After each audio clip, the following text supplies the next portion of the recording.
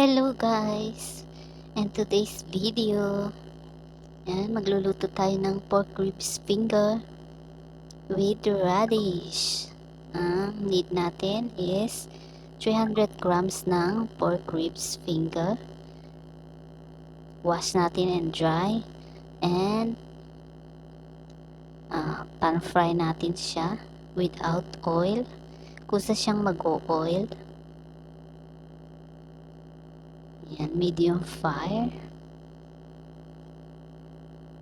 And habang nagpa-fry tayo, i-boil na natin din ang ating 200 grams na radish. Nakat ko na siya.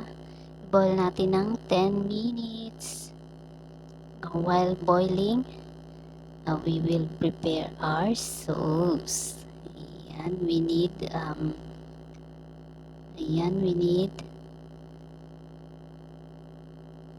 1 tablespoon ng garlic, 1 tablespoon ng ginger minced, and half na chili pepper. Yan ang ating sauce. 3 tablespoon salt, 2 tablespoon sugar, 1 tablespoon soy sauce, 1 tablespoon oyster sauce, and 1 tablespoon white vinegar. Yan. Mix natin siya and then set aside. Yan, luto na rin ang ating radish. Okay, i-brown natin ang ating pork. At kusang maglalabas ng oil. Tanggalin natin ang oil niya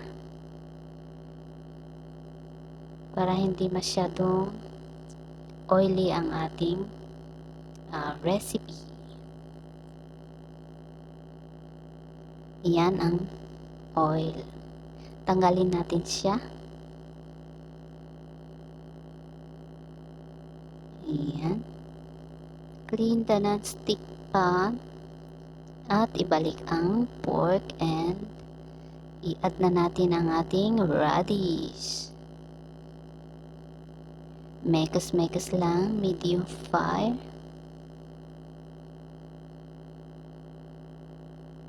And ilagay na natin ang ating minced ginger and minced garlic and red pepper, chili pepper. Kung gusto nyong super hot or super spicy, ilagay natin ang whole na chili pepper. Ayan, nilagyan ko ng 1 cup na chicken broth and 2 cups na water. Pakuluin natin. Ayan, big fire para kumulo. And ilagay na natin ang ating natimplang sauce.